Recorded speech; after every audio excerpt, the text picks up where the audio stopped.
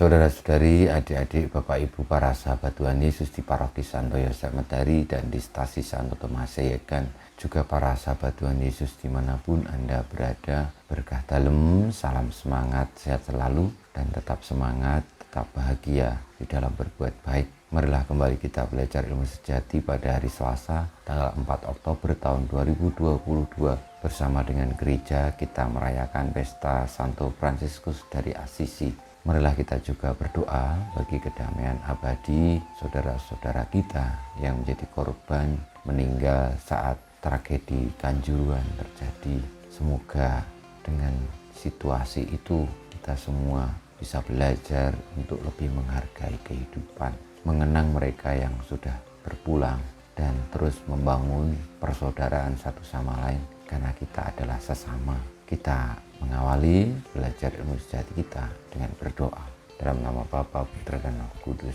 Amin.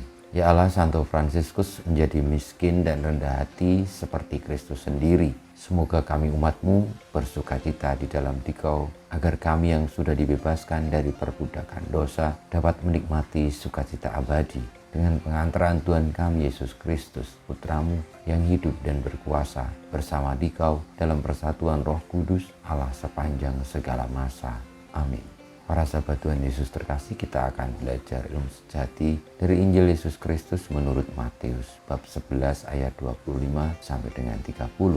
Sekali peristiwa berkatalah Yesus, "Aku bersyukur kepadamu ya Bapa, Tuhan langit dan bumi, sebab misteri kerajaan Kau sembunyikan bagi orang bijak dan orang pandai, tetapi Kau nyatakan kepada orang kecil. Ya Bapa, itulah yang berkenan di hatimu. Semua telah diserahkan oleh Bapa kepadaku, dan tidak seorang pun mengenal Bapa selain anak, serta orang-orang yang kepadanya anak itu berkenan menyatakannya. Datanglah kepadaku, kamu semua yang letih lesu dan berbeban berat, aku akan memberikan kelegaan kepadamu. Pikulah kuk yang kupasang, dan belajarlah padaku, karena aku lemah lembut dan rendah hati, maka hatimu akan mendapat ketenangan.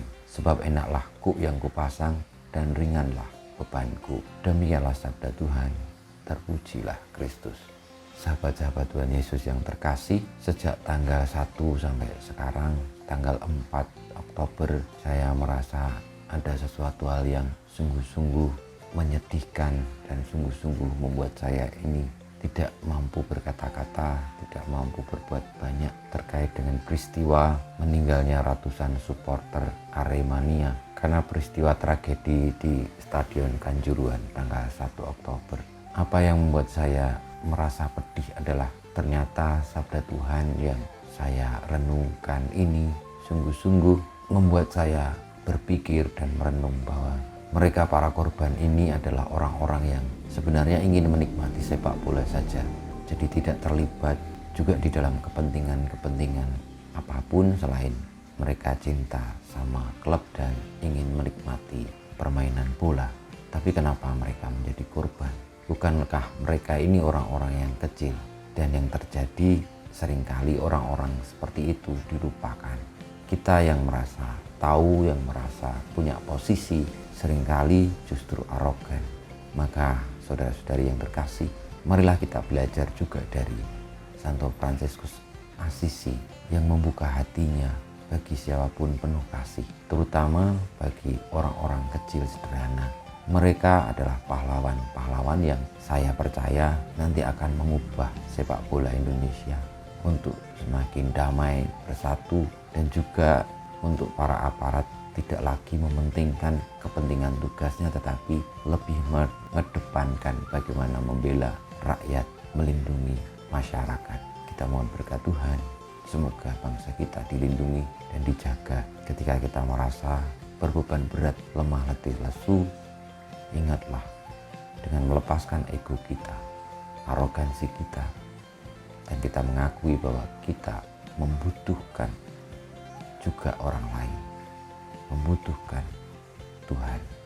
Saat itulah kita memperoleh kelegaan dan berkat kedamaian. Kemuliaan kepada Bapa dan Putra dan Roh Kudus seperti pada permulaan, sekarang, selalu, dan panjang segala abad. Amin. Ya Yesus, jadikanlah hati kami seperti hati-Mu. Tuhan bersamamu dan bersama rohmu kita semua hidup kita perjuangan kita untuk memiliki hati yang lemah lembut rendah hati, tulus, penuh cinta kasih sebagaimana Kristus. Sebagaimana Santo Fransiskus Assisi senantiasa dibimbing, dilindungi, diberkati oleh Allah yang Maha Kuasa, Bapa dan Putra dan Roh Kudus. Amin.